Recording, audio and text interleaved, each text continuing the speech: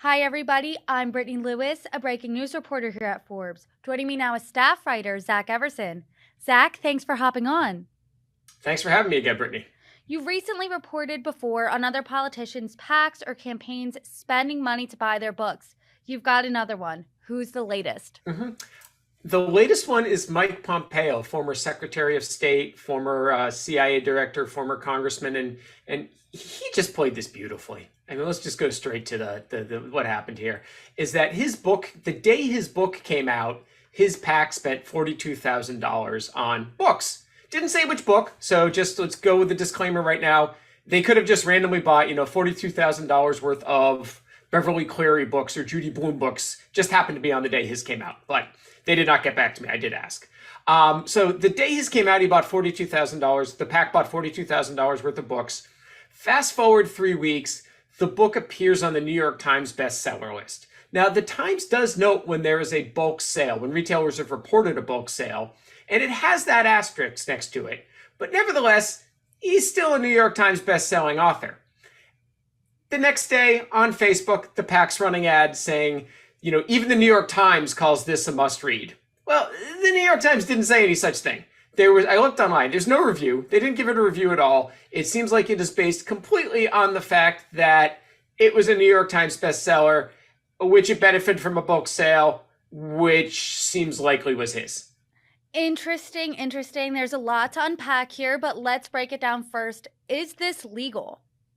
Yes, that's the fun part about all of this. It is totally legal. Pompeo is not currently a candidate for federal government office, so he is able to do these things with his PAC.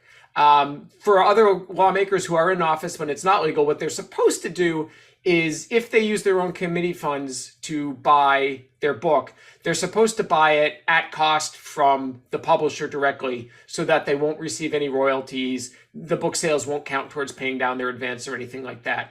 But if you're somebody here like Mike Pompeo, you can go ahead and do that. And is $42,000 a lot in comparison to other politicians spending donor funds to buy their book? It seems kind of conservative. Which I guess is just more of the outrage here. Mike Pence recently did a similar deal. His PAC confirmed that it was actually for his book, although they said the deal was structured in a way that he would not benefit from it. And when his book did appear on the New York Times bestseller list, there was no asterisk there. But his PAC bought $91,000 worth of his own book. And even if they're not profiting directly from these purchases, they certainly still benefit from them. Can you elaborate on that? What are the benefits when politicians bulk buy their books to get on the New York Times bestseller list? Sure. New York Times bestseller is great promotion. You are a New York Times bestselling author on everything you do. You publish another book, you write a paper, you publish a menu. It's by, hey, New York Times bestselling author Mike Pompeo. So great publicity there. The other benefit is, these deals might, knowing that politicians have this money that they can tap into, these donor funds, might make them more appealing to book publishers in the first place. If you're looking to sign somebody to a book contract, okay, maybe this guy doesn't have the greatest book. It's not super exciting, but, he's got a PAC and he's going to be able to buy $42,000 worth of this book. Okay, when you're able to pad the sales like that, it's going to make you more appealing to book publishers. Zach, do members of both parties do this? We've had this similar conversation a few times now with Ted Cruz, Mike Pence, now Mike Pompeo. Are Democrats doing this as well? It does happen with them but not nearly as much, it seems like right now. I mean, that's certainly something that could change, and I think it has in the past. Democrats pulling this sort of stuff more often.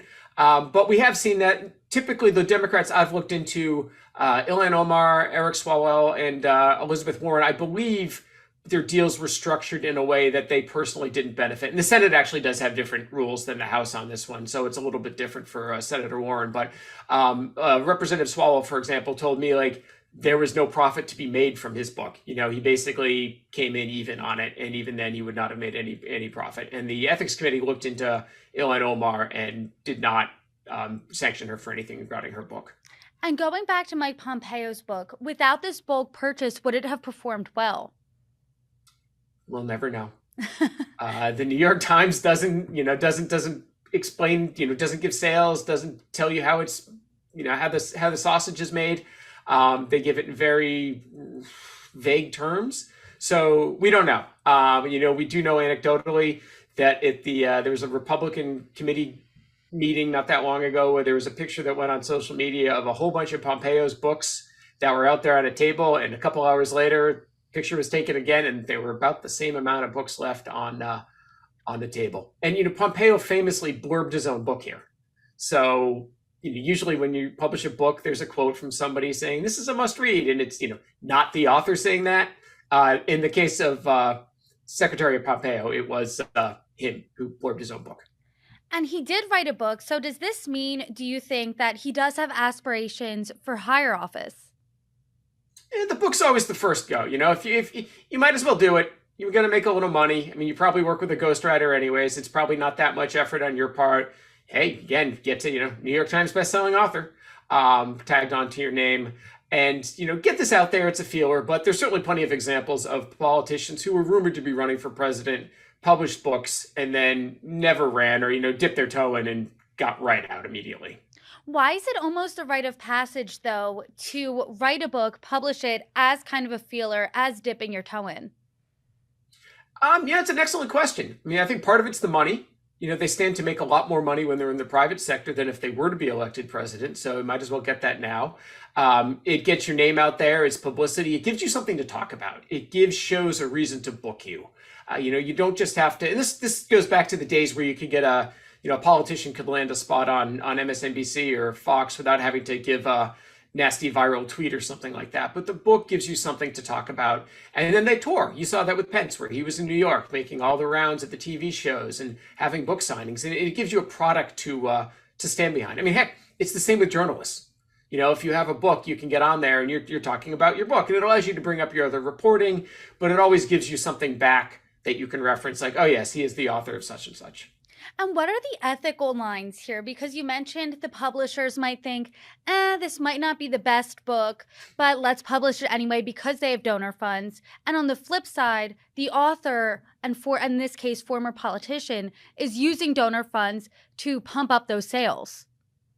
Correct. Whether it's ethical or not, that's up to an ethicist. I mean, I would say probably not.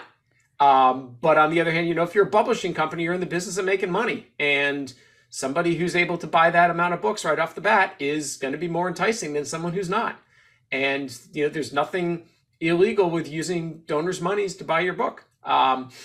So, that's the way it is right now. Zach Everson, thank you so much. My pleasure, Brittany.